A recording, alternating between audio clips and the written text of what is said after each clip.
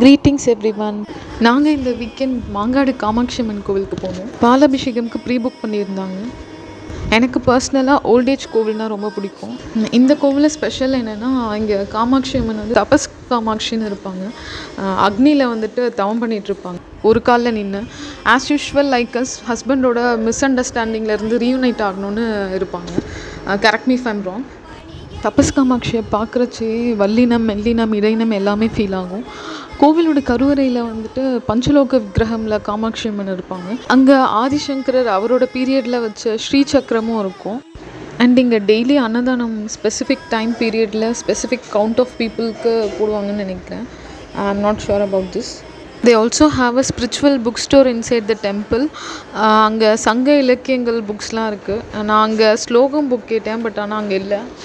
People watching this video, if you have not visited before, please do give a visit.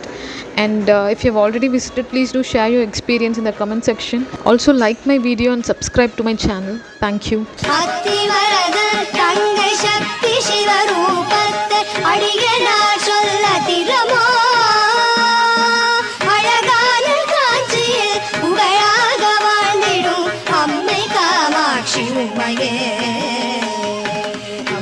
Kamakshi உமையே